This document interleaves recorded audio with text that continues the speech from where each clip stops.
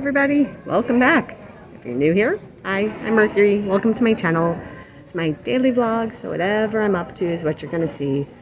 It's time for me to go home.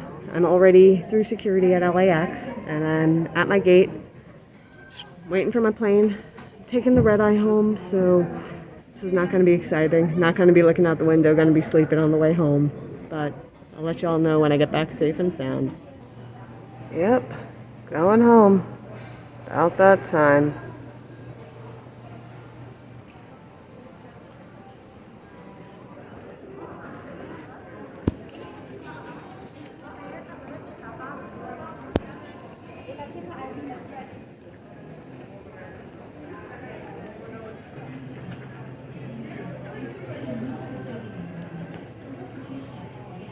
Okay, I landed. I'm back in New York. Now I gotta make my way home. Flight got in early, but that also means I got an hour less sleep than I was expecting. So I'm tired, but home safe.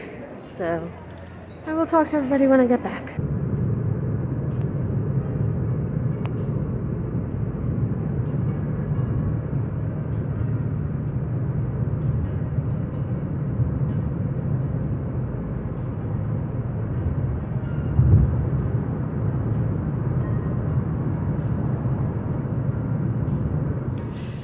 So it's a few days later. When I got home, I was so tired. I literally just stumbled into my apartment and took my shoes off, got back into jammies, and just crawled into my bed and slept. And then even when I got up, I was still pretty out of it the rest of the day. So, my trick that I usually do to adjust to jet lag coming home is I prefer the red eye. I generally speaking prefer the red eye. And unfortunately it didn't work out for me the way I usually have it work out this time. So let me explain why I usually like the red eye. And well, I'll start with what is the red eye in case you're not familiar. The red eye is a flight that goes from destination A to destination B overnight. So you would arrive in the morning and in some cases the next day. So for me leaving Los Angeles, my flight left at midnight. It was scheduled for like 11:55 p.m. So midnight. And it was supposed to land in New York at 8 a.m. which means that I should have gotten roughly 5 hours of sleep on the plane. And I'm able to sleep on planes generally. I'm able to sleep in, chairs or whatever. So like, I usually don't have an issue sleeping on a plane. So the plan was, go to the airport, chill out, just be in a chill state, and then get on the plane and just go right to bed. Even before we pull away from the gate, just start to chill out, go to sleep. And then when you wake up, you're at your destination and it's morning and you have a bunch of sleep already. So you're acclimated. So it feels like morning. It feels like you should be getting up for the day.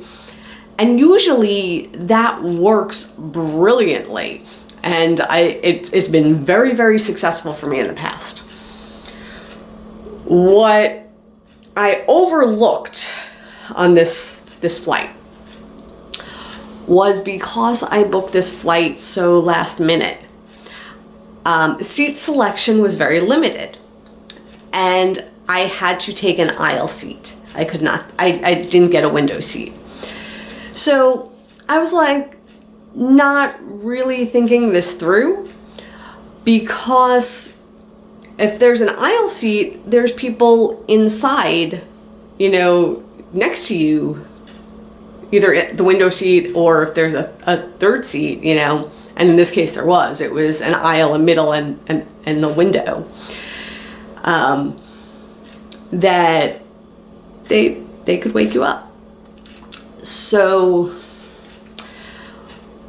yeah, best intentions, I got on, I put my little sleepy mask on, so I had my little mask on like this, I had headphones on, so I was like chilling and just listening to to some, I think I actually had Star Wars playing on my phone, and so I was just like listening to Star Wars as I was like zoning out to Sleepyland.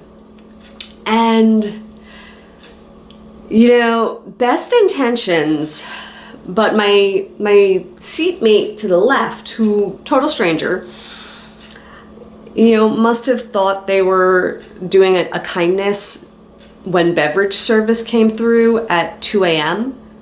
and woke me up to see if I wanted a beverage. And although, like, I appreciate the sentiment, I had my little sleepy mask on and I was out and I did not want a beverage at that moment. So thank you, but I wanted sleep more. And, you know, and I was, you know, gracious about it. I was like, no, I just want to sleep, but thank you.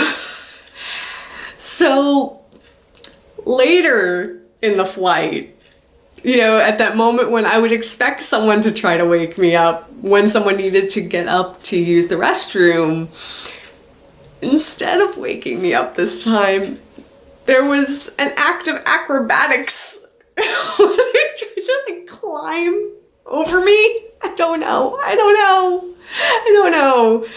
But that clearly woke me up, and I was not really going back to sleep after that. I was like, I'm not gonna win.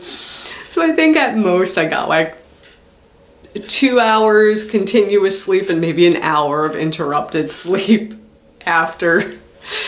And then the flight landed early, which, I mean, normally cool, great, you know, get to your destination early. We landed a full hour early.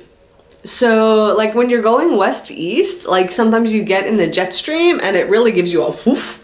And I guess that's what happened. I don't know for sure, but that's my best guess. And landed an hour early. Again, normally a great thing, but that was an hour less sleep than I was counting on. So long story short, my plan for the red eye this time just, it didn't work out. But fortunately, I did plan ahead in the sense that like I didn't have anywhere I needed to be and nothing I had to do on the day I returned. So I just took it easy. I rested. I did some laundry. I, you know, just relaxed. Took a nap. Did the things that I needed to take care of before getting back into the swing of things. And I made sure I went to bed at an East Coast bedtime and not a West Coast bedtime. And I adjusted back pretty easily. But just that day back was rough, and that's why I'm here to tell you about it a few days later, because I didn't have it in me. I really didn't have it in me. I was so drained after that. So I'm back. I made it back to the East Coast. I'm here. I'm home safe and doing okay. The Disneyland was just sort of a surprise bonus. My sister and I just needed to do something for us. It was a rough time, and we really just felt like we needed to run away and celebrate life and really enjoy the time that we had together. And, you know, even at my grandma's funeral, the chaplain said something to the effect of, you know, life is short and you have to enjoy it, every moment of it. And that's really the philosophy that I've always lived by. So we did. We had that time together, which I appreciate and I enjoyed and I look forward to more of. So everybody else got a whole bunch of Disney videos out of it. So we were there for one day, and there was so much footage, so much that we did. We crammed so much into that, but it was absolutely fantastic. And you know, there'll be more stuff in the future. So back in New York, gonna do the New York things, and you know, we'll see what the future holds. But for now, I'm done, and I will see everybody tomorrow. And until then, stay inspired by. Take care.